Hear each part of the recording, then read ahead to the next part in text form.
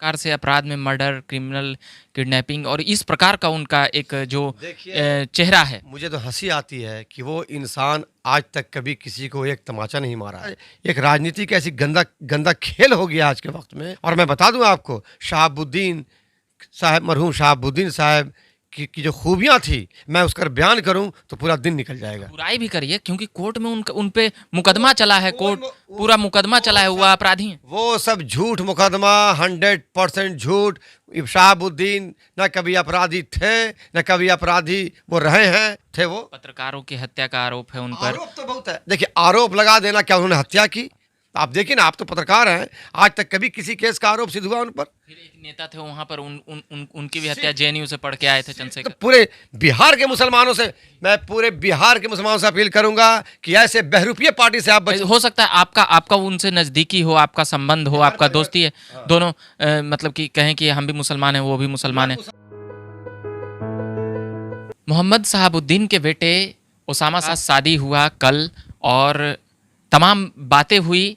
उनको किस पार्टी में वह रहेंगे और किस पार्टी में जाएंगे, इसको लेकर लोक जनशक्ति पार्टी रामविलास के प्रदेश अध्यक्ष जो अल्पसंख्यक मोर्चा के जो हैं इमाम गजाली, वह प्रयास में लगे हुए हैं। यह खबर आ रही है कि आप उनको इधर मिलाने में लगे हुए हैं, चिराग पासवान, और उनको लाने में लगे हुए हैं, आप मिला देंगे इधर आरजेडी से तोड़ के। देखिए, जब एक मजबूत और एक ताकतवर इंसान जब कहीं और होता है तो हर लोग की ये ख्वाहिश होती है कि वो इंसान हमारे साथ आए, ताकि हमारी पार्टी मजबूत हो और हमारे अंदर एक स्ट्रेंथ हो।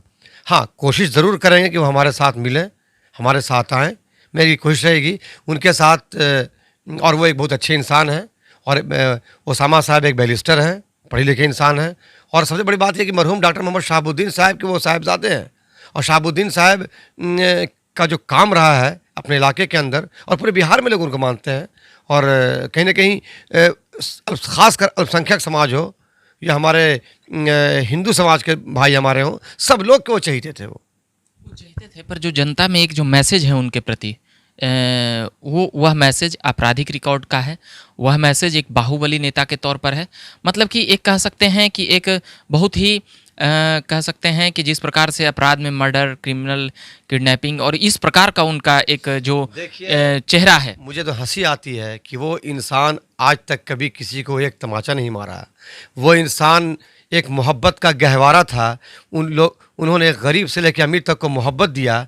ये तो पॉलिटिकल एक राजनीति का ऐसी गंदा गंदा खेल हो गया आज के वक्त में कि किसी को बदनाम कर देना, किसी को, एक शरीफ इंसान को बना देना क्रिमिनल, तो वो चीज़ अच्छी नहीं है। और मैं बता दूं आपको, शहाबुद्दीन साहब, मरहूम शहाबुद्दीन साहब की जो खूबियां थी, मैं उसका बयान करूं तो पूरा दिन निकल जाएगा। बुराई भी करिए क्योंकि कोर्ट में उन पे मुकदमा चला है, कोर्ट पूरा मुकदमा चला है, हुआ अपराधी हैं। वो सब झूठ मुकदमा, 100% झूठ। शहाबुद्दीन न कभी अपराधी थे, न कभी अपराधी वो रहे हैं। ये 100% झूठ बात। वो तो गरीबों के मसीहा थे। उन्होंने कॉलेजेस खुलवाए, इंजीनियरिंग कॉलेज खुलवाए, मेडिकल कॉलेज खुलवाए उनके। अब वो डॉक्टर थे भाई, PhD किए हुए इंसान है वो थे। वो पत्रकारों की हत्या का आरोप है उन पर। आरोप तो बहुत है। देखिए, आरोप लगा देना, क्या उन्होंने हत्या की? आरोप तो किसी पर लग सकता है। आरोप आज तक कभी सिद्ध हुआ उन पर? आरोप आज तक सिद्ध नहीं हुआ। आप देखिए ना, आप तो पत्रकार हैं, आज तक कभी किसी केस का आरोप सिद्ध हुआ उन पर? फिर एक नेता थे वहां पर, उनकी भी हत्या जेएनयू से पढ़ के आए थे, चंद्रशेखर। सिर्फ और सिर्फ बदनाम करने की एक साजिश। इसलिए बदनाम किया गया कि वो नेता गरीबों का मसीहा था। वो नेता एक आम इंसान के दिलों में बसता था। वो नेता एक जन का नेता था। वो नेता पूरे बिहार के अवाम का दिलों का धड़कन बन गया था। वो नेता जिसको हर इंसान चाहती थी, दिल से मोहब्बत करती थी। वो नेता जिसको हर लोग दिल से मोहब्बत करता था। तो कहीं ना कहीं जो दुश्मन है, जो मुखालिफ पार्टियां होती हैं, वो देखती हैं कि अब तो मेरा काम ख़त्म हो गया, फिर इसको बदनाम कैसे किया जाए। तो तरह तरह का मुकदमा करा करके, झूठ फरेब इस तरह का केस करवा करके, और कहीं ना आप देखिए ना कि डॉक्टर मोहम्मद शहाबुद्दीन साहब कहाँ आज तक उनका कोई केस सिद्ध हो सका? आज तक बताइए कि एक भी केस सिद्ध हो गया उनके ऊपर? सिर्फ एक फरेब और एक जालसाजी के तहत उनकी तो हत्या हुई है मेरे भाई। उनको तो पॉइजन हम तो CBI से हमने मांग भी किया था कि इसकी CBI जांच। किसने मारा उनको? किसने मारा? आप देखिए, उनको यहाँ से ले जाया गया, कोई उनको नहीं था, कोरोना का निगेटिव निकल गया रिपोर्ट। अब किसने मारा वो तो जग जाहिर है। उनके साथ साजिश रची गई, उनके साथ हर आज देखिए, आज तेजस्वी यादव जा रहे थे, निकाह में गए हैं आज उसामा साहब के। आज वो कहाँ थे जब उनका बेटा 3 दिन से भागा फिर रहे थे दिल्ली की सड़कों पे। एक दिन देखने के लिए नहीं आए वो शहाबुद्दीन साहब को किस हालत में है। और आज वो उस निकाह में इसलिए पहुंचे कि तारापुर कुशेश्वर स्थान का चुनाव है कि हमको मुसलमान वोट दे दे। तो ये चलने वाला नहीं है मेरे भाई। उसामा साहब एक पढ़ा लिखा इंसान है। मैं तो पूरे बिहार के मुसलमानों से अपील करूंगा कि ऐसे बहरूपिया पार्टी से आप बचिए, और मैं चाहूंगा कि ऐसे बहरूपिया से बचिए। और ये बहरूपिया कहीं ना कहीं पीठ में छुरा मारने का काम करता है। ऐसी पार्टियों से आप नहीं बचिएगा तो आपको बर्बाद कर देगा, आपको नामो निशान मिटा देगा। सिर्फ नाम नेहाद सेकुलर जमात बोलना और पीछे क्या साजिश होती है वो बहुत लोगों को पता है कि ये शहाबुद्दीन साहब की मौत नेशनल मौत नहीं हुई है। उनको शहाबुद्दीन साहब की आप इतनी तारीफ कर रहे हैं, ठीक है, हाँ। तारीफ कर रहे हैं, अब इसके किस हिसाब से जनता ले? मतलब हो सकता है आपका उनसे नज़दीकी हो, आपका संबंध हो, आपका दोस्ती है, दोनों मतलब कि कहें कि हम भी मुसलमान हैं, वो भी मुसलमान है, वो और फैमिली कुछ नॉट मुसलमान। आप देखिए आज हमारे प्रदेश अध्यक्ष राजू तिवारी साहब, उनके भाई देखिए, उनके साथ उनके अच्छी दोस्ती, उनका पारिवारिक संबंध रहा है, उनका अभी भी है। आप देखिए टुन्ना पांडे साहब देखिए, आप लगभग आप वहाँ जाइएगा तो मुसलमान तो कम मिलेंगे आपको, क्योंकि उनको बदनाम कराया गया। या राजपूत समाज के लोग मिलेंगे, वहाँ भूमिहार समाज के लोग मिलेंगे, वहाँ यादव समाज के लोग मिलेंगे, वहाँ पासवान समाज के लोग मिलेंगे, वहाँ कुर्मी महतो, हर समाज के लोग वहाँ बैठे मिलेंगे आपको। जितने भी वहाँ उनसे शहाब साहब से सब मोहब्बत करते थे, उनकी नीति से, उनके प्यार से, तभी उनसे जाके लोग मिलते थे। आपराधिक मुकदमे और आपराधिक मुकदमे तो करवाया गया, फर्जी मुकदमा करवाया गया, आपराधिक मुकदमा करवाया गया। तो अगर नहीं करवाया जाता तो आज उनको जेल कैसे उनको भेजा जाता? आज जेल भेजा करके उनकी हत्या करवा करके तभी तो वो फ्री हो गए। लेकिन इसका जवाब अल्लाह देगा। अल्लाह सुनिए, अल्लाह इज़ ग्रेट, भगवान सब देख रहा है और इसका सज़ा 100% भगवान देगा। इसलिए कि उनकी जो हत्या हुई है इसका जवाब ऊपर देना पड़ेगा। जब उनकी मौत हुई थी जिस अस्पताल में, उसके बाहर उनके कार्यकर्ता उसामा साहब के बेटे वहीं पर खड़े थे और तेजस्वी यादव मुर्दाबाद, मतलब तेजस्वी यादव के विरोध में नारे लग रहे थे। और यह भी कहा जा रहा था कि यह कुछ बड़े सेटिंग किया गया है। तेजस्वी यादव का विरोध का नारा लग रहा था, यानी कि वो ठीक ठाक गए थे हॉस्पिटल में और ये तमाम बातें आई। लालू प्रसाद यादव उसके बाद छूटते हैं तो कई राजनीतिक बयानबाजियां होती रहती है। तो तेजस्वी यादव के विरोध नारे लग रहे थे उस वक्त, तो इसको क्या कहा? सबसे बड़ी बात कि तेजस्वी यादव उसी दिल्ली में मौजूद थे, उनको वहाँ जाना चाहिए देखने के लिए। फिर ये कैसी मोहब्बत मेरे भाई, ये कैसी मोहब्बत, ये कैसा अपनापन?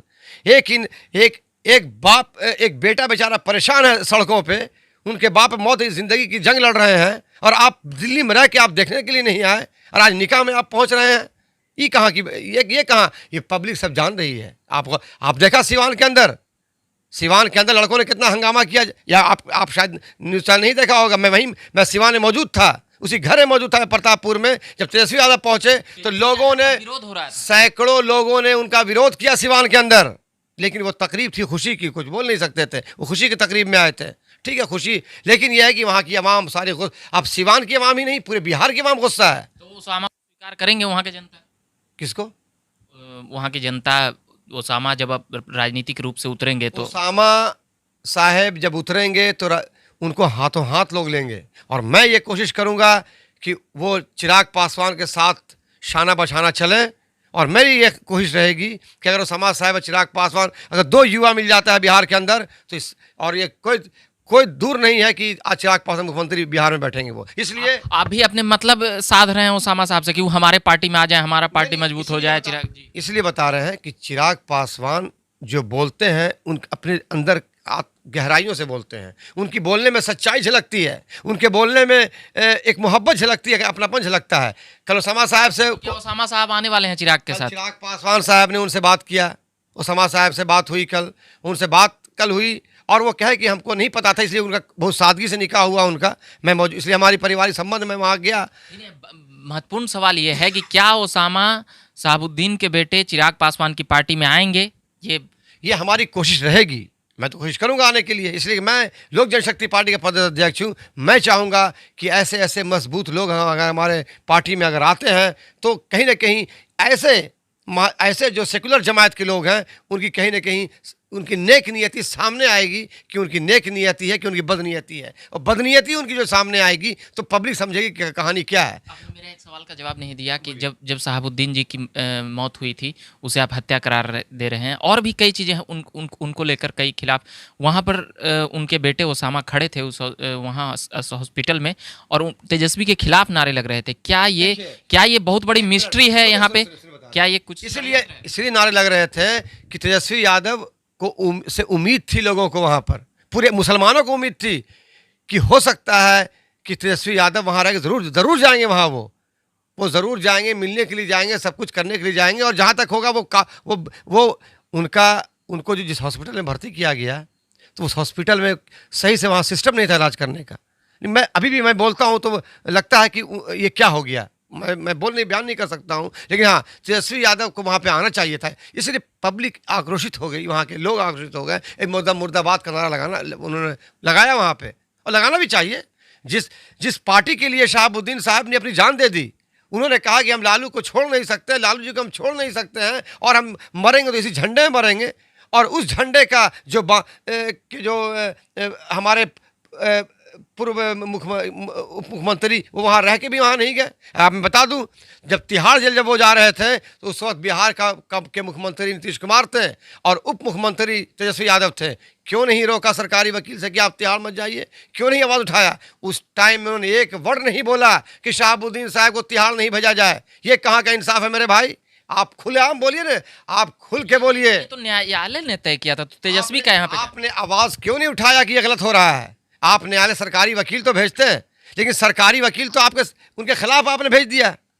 आप सरकारी वकील जो गैर सरकारी की तरफ जो पक्ष रख रहे थे, वो तो हमारे शहाबुद्दीन साहब के खिलाफ पक्ष रख रहे थे। तो फिर ऐसा सत्ता किस काम का? आप सत्ता के लिए किसी को बलि बना दें, और वो ऐसे इंसान को, तो सत्ता के लिए आप ऐसा, आपको पब्लिक देखना चाहती है कि आपके अंदर क्या है बाहर क्या है। तमाम बातें करते रहेंगे, और भी तमाम बातें ये कर रहे थे हम लोक जनशक्ति पार्टी के प्रदेश अध्यक्ष इमाम गजाली से, जो अल्पसंख्यक मोर्चा के प्रदेश अध्यक्ष हैं। ठीक है, तमाम बातें मैं पॉलिटिकल अपडेट्स लाता रहूँगा और लाता रहता हूँ। और अभी मैं बातें कर रहा था शहाबुद्दीन के बेटे ओसामा की, जो चिराग के पार्टी में आने की दावा कर रहे हैं, और देखते हैं आगे क्या कुछ होता है। इनका कहना है कि हम उनको अपने में मिला लेंगे, और भी ऐसी कई सवाल हमने किए, जो तमाम बातें अभी इस वीडियो में आप सुने होंगे। झकास भारत देख रहे होंगे तो चैनल को सब्सक्राइब कीजिएगा। मेरा नाम हुआ रविकांत, धन्यवाद।